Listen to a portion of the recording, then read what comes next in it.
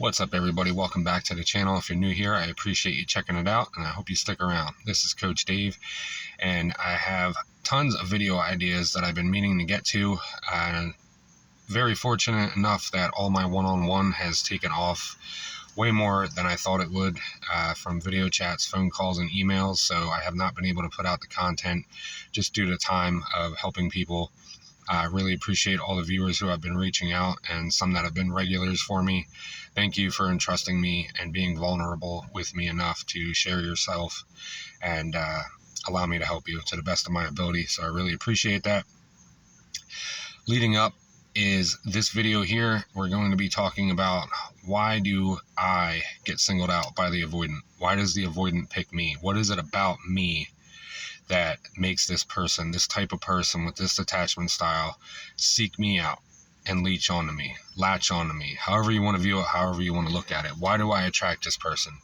I thought I was secure. I thought I did the work. I thought I did all these things. I thought I could see these red flags. Why am I attracting this person? What did I do wrong? Well, the truth is, you didn't do anything wrong. People that are avoidants will latch on to people that they see things in that they love and they want. And it could be things that they want themselves.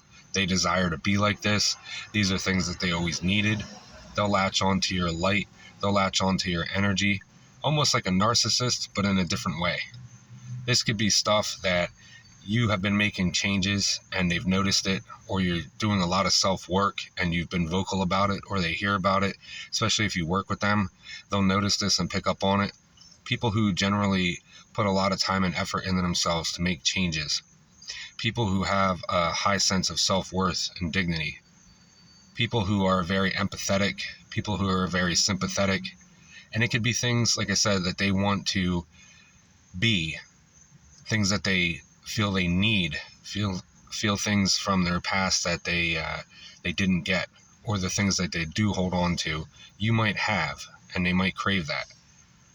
And this can come in many ways and shapes and forms and variations, but basically at the end of the day, that's what they latch onto. So it's nothing that you did wrong, it's everything that you did right. And unfortunately, they latch onto this, and that's what they flow with. They feel this high intensity and feel like, oh, this could be the one. And it could be any random thing, but they hold on to it and they latch onto it. And then they run with it full-heartedly, and they don't put any thought into it. They don't put any weight into it. They don't sit there and realize, oh, I really like this attribute about this person. I don't know anything else about them yet, but I feel like I'm falling in love with them because I love this attribute about them so much. And then they run with it, and then they match and mirror because they think you're the one. They think they've found something new and shiny, and it's just going to answer all their unanswered questions. It's going to heal them. It's going to make them feel great. And they just run with it.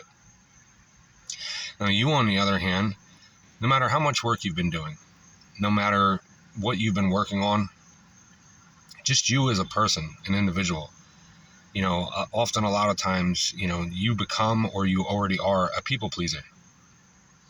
And it's basically you putting your own wants and needs aside for somebody else that you prioritize. And this could be because deep down, you're not fully healed. You do have low self-esteem. This could be resentment from things that happened in your childhood or the way you were upbringing your relationships.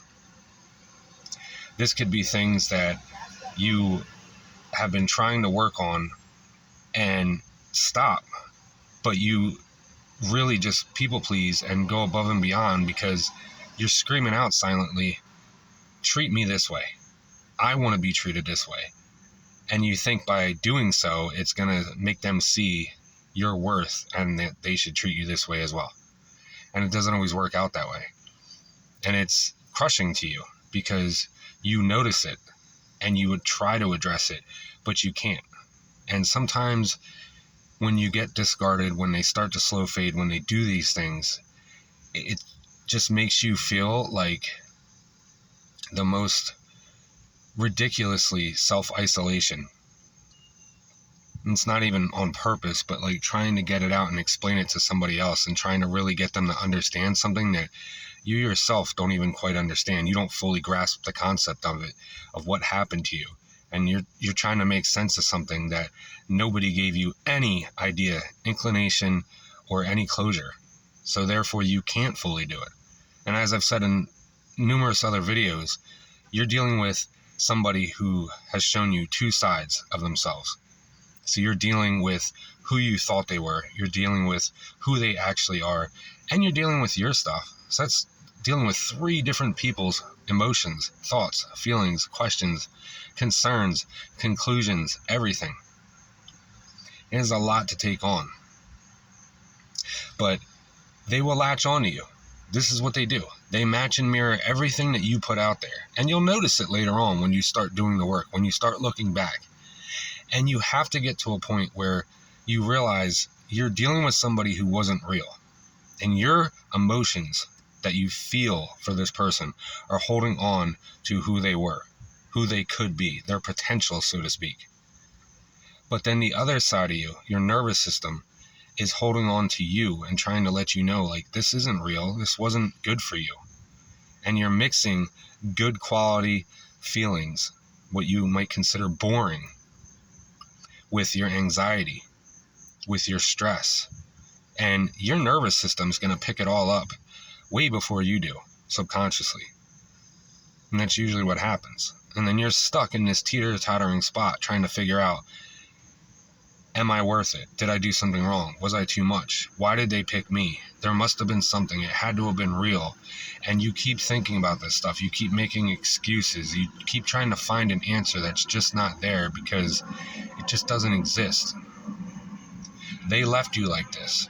And it sucks and it hurts. It's nothing that you deliberately did. They take advantage of people. Sometimes they don't even know they're doing it, and sometimes they do. But either way, at the end of the day, they end up knowing that they've done wrong to you. They just don't know why, and most of the time they just don't care to figure it out. But you as a person had something in you that they saw, that they either wanted to be, that they needed when they were younger, or that they've been searching for, that they want to become. They wish they could exemplify these emotions, these thoughts. They wish they could communicate this way. And it's crazy because in the beginning, they can do all this stuff. They put up this act. They put on the greatest performance, and then later on, when it fizzles out, for whatever rhyme or reason, they act like they can never do it again. The withdrawal of the relationship is just crazy. And they leave you feeling like you're at rock bottom. And sometimes you are. Sometimes it's just that soul crushing that you feel like you're at rock bottom. But this is when you need to internalize all this love and energy and everything that you're wanting to put into this person so that they come back and be that person that you met. And you take that rock bottom and you use it as a fucking trampoline and you bounce yourself back up. Put all that time and effort and energy and love, those feelings, to yourself. Aim that where it needs to be. Don't waste it on this person. Slow fading, pulling back, withdrawing, not giving you any closure, not openly communicating, withdrawing emotionally, being emotionally immature, not being physical, pulling back and withholding things that they used to give so freely. This person is not your soulmate. That doesn't happen in a healthy relationship. And they can blame you all they want. At the end of the day, they can blame you all they want. You brought these things up, or you brought this out of me, or you did this, or you did that. Stop. Stop focusing on why you weren't good enough. Stop focusing on, if I gave more of myself, if I didn't do this, if I didn't, swarm them, if I didn't smother them, if I didn't ask this so much, if I would have been more open or gave them more space. Stop. I've said this before. It doesn't matter how much you could have given of yourself or how much more you could have gave of yourself. It doesn't matter how much you would have shrunk yourself. Either way, this person was going to leave. It was like it was written in the stars. They were never going to stay long term. And even if they did stay longer with you, at what cost? It's like I said before, when they get a partner who seems more, self-independent, like they tend to be, when they have somebody who's not completely emotionally invested and there's no real step up that they have to do, they stay with these people longer instead of somebody who, not demands, but wants them to step up and be how they always were in the beginning throughout the entirety of their relationship. And when they run from that, then they stay with these toxic people that don't make them level up, so to speak. They always seek it outside the relationship. They seek constant external validation, nonstop. And they do it because they're never fully happy. They're never fully satiated. It's just an endless black hole. So if you think that if you were that type of person, that they were going to stay permanently, they weren't. Look at the patterns. Look at the relationships. When they're with toxic people, they stay longer, yes. When they're with a healthy partner, they don't stay as long. So do you really think on either end it would have mattered? I mean, why? What are you holding on to? You want them to just stay with you just a little bit longer to destroy your life even more? Because even the people that, aren't emotionally available and it looks like they just don't care and they tend to stay with that person longer, like, it still destroys them too. It might not hit them with the same depth that it hit you, but it still hits them hard. And they still get put through it as well. But in general, stop beating yourself up for this person taking your light. It's nothing that you did. They're just selfish, self-centered, egotistical pieces of crap. They do not deserve you. If they have nothing, if they've pushed everybody away, all family, friends, and they have nobody, they're all alone, they're getting older, they did it to themselves. And honestly, don't even feel sorry for them. It's nice of you to feel sorry and have empathy for somebody like that. You're human. You're a decent person. But to sit there and constantly think that you could have done more for them and you feel bad for them and you could have saved them from that situation, stop playing white knight. Stop playing the hero. It is not your responsibility to do so. And the fact that you have overlooked all these things and still were willing to love them through all the BS that they put you through, everything you know about their life, even when you have them pegged and figured out to be an avoidant and whatever else is going wrong with them, it still doesn't matter to them. So why does it matter to you? Wake up. I'm not sugarcoating it on either end here. Wake up. We've been there, right? But you have to understand, it's time to choose you. Stop choosing them and choose you. There is no point holding on to dead weight. And if they cared at all, they would have cared before it got to this point. They would have cared before they pushed you away. And you sitting there yearning for this person, thinking that you could be so much different and better to make them stay, make them change their mind, make them come back, it's not going to help you. They want space. They want to go. Give them it. They don't want to give you closure. They don't want to answer anything. They just want to ghost and fade. Give them it.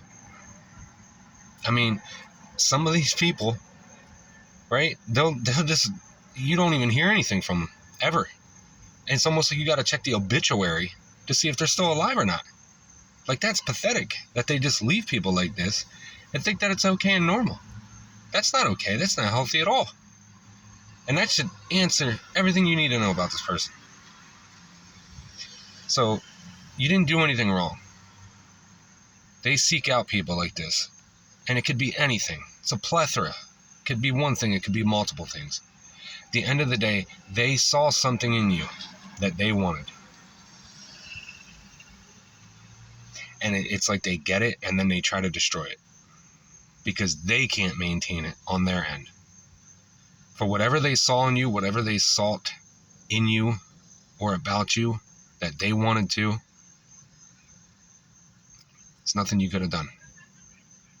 Just next time, vet. Take your time and really try to figure this person out before you just allow them in. It happens to the best of us. I hope this video helps you if you're going through it or been through it. Answer some questions. If anybody has any questions, comments, concerns, outbursts, need help, want to talk, drop it in the comment box below. Check out the main page for the email if you want to do some one-on-ones. Thank you guys again so much for the love, support, likes, comments, subscribes, shares. I really appreciate you all, and this wouldn't be possible without you. I'll catch you guys in the next one. I got plenty more coming.